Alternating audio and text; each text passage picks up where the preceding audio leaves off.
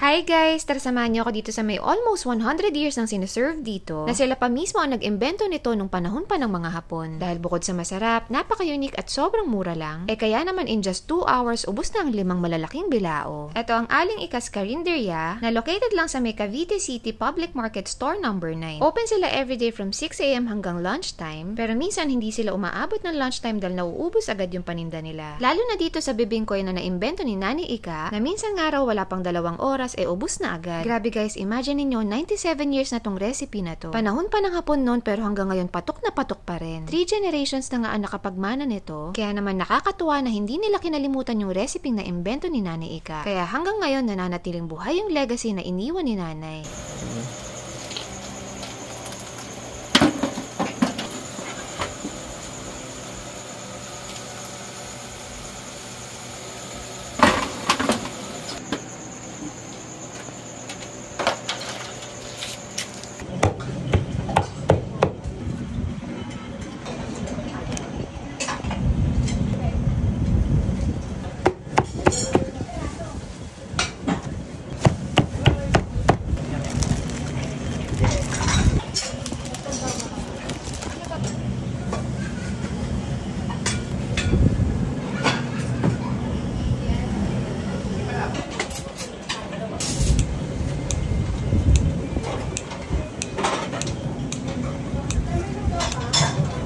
Magandang araw sa inyong lahat. Kung gusto nyo matikman ang original bibingkoy is punta lang kayo dito sa Cavite City Public Market. Dito nyo malang matitikman ang bibingkoy na nag-start ng since 1927 na sariling recipe ng lola ko na si Jodorica Crisostomo.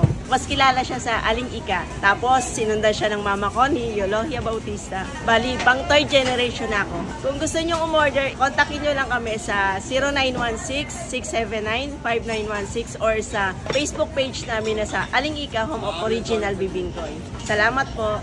Kaya naman ano pang inaantay natin guys, huwag na natin patagalin, i-try na natin! Guys, dumayo pa talaga tayo ng Cavite para matry itong almost 100 years ng bibingkoy. Panahon pa ng mga Hapon. At nahanap natin kung sino yung pinaka nag-imbento nito. Si Aling Ika. Imagine niyo guys, 50 pesos lang po.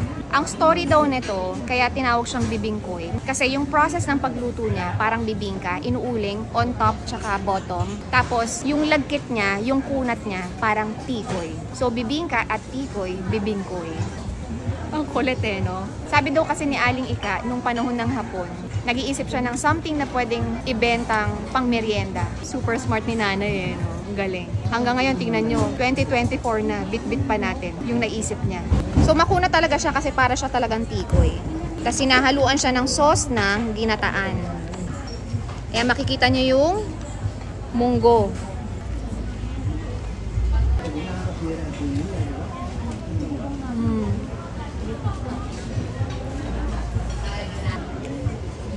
Yung kunat nga niya, parang tikoy talaga. Yung pagiging chewy niya. Kuha pa tayong konti. Yan. Yung munggo niya, walang ibang hinahalo. Yung brown sugar lang. So, napakasimple ng lasa. Lasang munggo, tsaka konting tamis. Napakasimple ng lasa niya, pero masarap.